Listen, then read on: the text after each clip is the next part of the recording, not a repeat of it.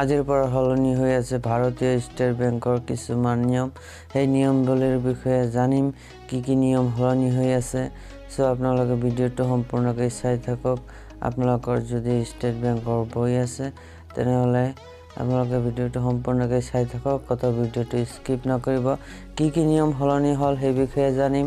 প্ৰথমতে আহক এটা অনুৰোধ কৰোঁ আপোনালোকক প্ৰতিবাৰৰ বাবে। প্ৰথমতে মোৰ চেনেলটো আপোনালোকে লাল বাটনত প্ৰেছ কৰি ছাবস্ক্ৰাইব কৰিব আৰু কাষত থকা ঘণ্টা বাটনটো প্ৰেছ কৰি দিব।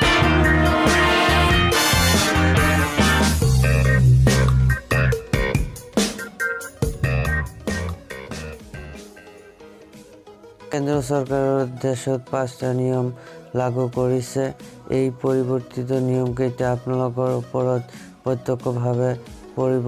সেয়ে এই পৰিৱৰ্তিত নিয়মকেইটাৰ মাজত আছে ষ্টেট বেংকৰ কিছুমান পৰিৱৰ্তিত নিয়ম।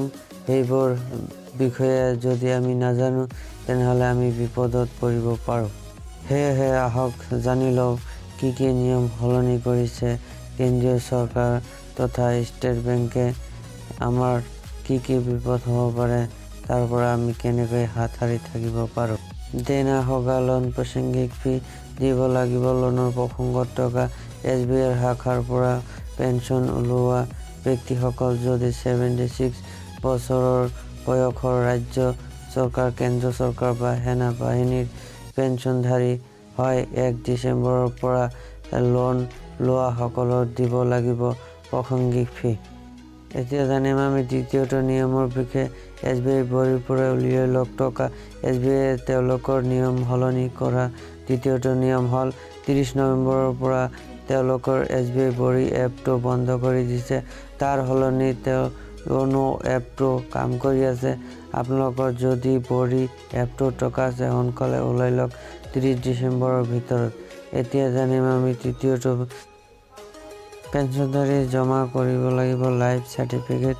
যিসকল ব্যক্তিয়ে পেঞ্চন পায় তেওঁলোকে 30 নৱেম্বৰৰ ভিতৰত জমা দিব লাগিব লাইফ চাৰ্টিফিকেট, নহ'লে বন্ধ হ'ব তেওঁলোকৰ বেংকৰ পাছবুক। জমা দিয়ক সোনকালে 30 ডিচেম্বৰৰ ভিতৰত। नहीं मिलेगी नेट बेंकिंग की सेवाएं।